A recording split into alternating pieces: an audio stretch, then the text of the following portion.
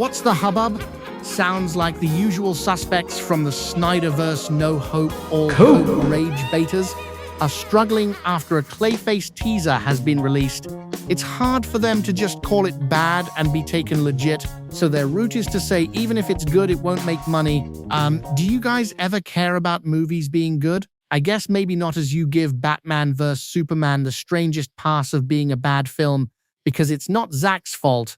Oh no, it's the studio, of course. Let's have some fun with a Mr. Phenom parody. No, he didn't say these things. This is Mr. Phenomenal shedding some perspective on how silly it is for the way they cling to false stories of a SnyderVerse restore. What's good, y'all? Happy Thursday. It's Mr. Phenomenal here. Don't confuse me with that Mr. Phenom hack who be clout chasing my shine. He ain't even been at the gym like I do. I put the work in. All day gym and all day Zack Snyder worship. As we all know, he is godly and Gunn is the devil. So welcome to the copium crybaby corner of the SnyderVerse fandom. All I need now is comic book news to make up their next Saudi story about Zack Snyder being back, and I'm golden to use that as confirmed news. Clearly, James Gunn having an active DCU verse is a secret cover for Snyder making Justice League 2, 3, 4, and 5. I smell a confirmed Lex solo movie too. Really, Eisenberg is the GOAT. Such a masculine Lex, so beloved by fans. I know he's getting his own movie. Stop coping. The SnyderVerse took over. Zack is back and the DCEU is coming home. The crazy gun nuts think just because he has actual DCU movies such as Supergirl, Man of Tomorrow, and Clayface coming out soon in reality, that it changes the truth of comic book news, the life source of what's happening across the globe. We all know India likes the SnyderVerse. Last week, Zack Snyder ate some curry. Guys, it's all lining up. He ate curry to send a secret signal that the SnyderVerse is restored. I'm getting emotional. We are so back. He ate curry. It's over for James Gunn and his clown fans. We won with spices. I predict the official announcement will happen by either tomorrow or sometime in the next 27 years roughly. I mean, it's gonna happen. Don't listen to the haters. They just be trying to keep us down by supporting the SnyderVerse. We all know the real truth. Pre-COVID, when the superhero genre was making easy money, the Man of Steel became a billion-dollar hit. Sure, if you look back to actual numbers, it did in $600 million range. All you guys to do is apply Mr. Phenomenal's math of inflation times copium, and it's a $3 billion film. So there you have it. I'm overjoyed. I'm going to do some squats, cop me a protein shake, and make videos till hemorrhoids creep up on me from sitting too long. Alright, y'all. I'm going to catch you on the next 100 billion subscribers is in sight. Peace. James Gunn himself clarified what the DCU is all about. Instead of one theme and style that the DCU tried and fell apart doing, the strategy is more like Star Wars than Marvel, really. Maybe Marvel chasing is over for DC? I can only hope. Recently on Threads, he stated, "Yes, from the start we've been clear the DCU would be interconnected, but each project would be full expressions of their writers and directors, similar to how DC Comics work. Saga of the Swamp Thing, Justice League International, Killing Joke, and All-Star Squadron are not one tone, and neither are Superman, Lanterns, Peacemaker, and Clayface. The film or show will play in whatever genre suits the story best. Clayface is not a hybrid superhero horror film, it is a horror film." End quote. This is a sound strategy in my opinion. You won't do the numbers of tentpoles like Avengers and Spider-Man movies anyways. The dead Snyder flop DCEU verse screwed up the DC cinema reputation. The only thing they can do now is diversify the film portfolio. Let's cover the many branches of different DC fans out there. Make a vast universe that can cover niche to broad character stories. It won't get stale, and if budgets are disciplined, we can expect movies that profit and continue greenlighting more productions. The SnyderVerse had pretty short-sighted vision, and yes, there was meddling out of Zack's control. James Gunn has to rehabilitate the DC film world brand, but also post-COVID and post-superhero genre peak period, it has to be done in many angles to get it right. The challenge now is much harder with lower general audience attendance for any kind of movies, let alone the superhero genre that used to bank on any characters.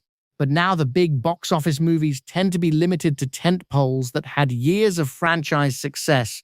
Again, unless you are a Deadpool, Avengers, Spider-Man, or Batman series using years and years of built-in success, Doing something new and trying to win back a tired audience is no easy task. That's why Supergirl isn't competing and rightfully can't compete with Marvel tentpoles. That's not the end game, sorry a pun. This is a gradual process and start with making the millions until the industry and confidence in DC picks up fully. Then we can think about the billions potentially. The biggest test was always going to be Man of Tomorrow. I can't say that enough. They aren't even using Batman to score easy box office help, as Gunn is respectfully giving Matt Reeves his space before introducing his own Batman. So we have to see if a Brainiac-led sequel focus with Superman and Lex can generate interest in a tougher market these days. Hopefully with Jon Stewart Green Lantern and potentially Wonder Woman and possibly Martian Manhunter, we start a new era with this Superman saga installment. Which, by the way, if you're primarily a Superman fan, this is the perfect verse for you. Gunn isn't afraid to let him be the Blue Boy Scout with optimism against all odds. There's no edgelord Batman as Superman nonsense characterization going on. Nope, Snyder bots. Stop the deranged coping. Cavill was ready to work with another director and get a joyful Superman, as he understood the character better than Hack Snyder did. Be honest, Zack is a Batman guy and tried building around that for his universe. It became very one-note and forced. Looking a moment at Batman vs. Superman again, these Snyder bros, Snyder riders, Snyder nutters want to convince you his Ultimate Edition solved the issues and was perfect. No, you are still left with a terrible Lex Luthor version. The cope is that he was a birthright depiction. It was so cringe, I wish Mum Luthor was a birth control depiction. Yes, it's bad. Then you have a rushed death of Superman story flushed out when these superhero A-lister giants just met each other. It was a mess, a goddamned jumbled mess. You can yell Martha, oh Martha, all day long in every which dramatic way, but it was contrived and didn't work. Anyways, to my thoughts on Clayface. The teaser is well done. They managed to make a $40 million budget look like much more. The morphing moments were well planned, and there's almost a Vanilla Sky meets Darkman kind of vibe. The spending, particularly in the superhero genre, has been nuts for many years, with general movie-going attendance down, and the superhero genre itself having a lull unless it's tentpoles such as Avengers or Spider-Man. We need more budgets that leave an easier path to turning a profit. I hope Clayface does well, and it can potentially triple its budget as almost a worst-case scenario. Supergirl is likely half the budget of Superman, and her film also has a lot more room to break even than a more expensive movie. It leaves an easier path to hit benchmarks. To me, the scope still looks rather grand as well. Multiple aliens, worlds, 5 languages, and covering the destruction of Krypton and her struggles towards dealing with it.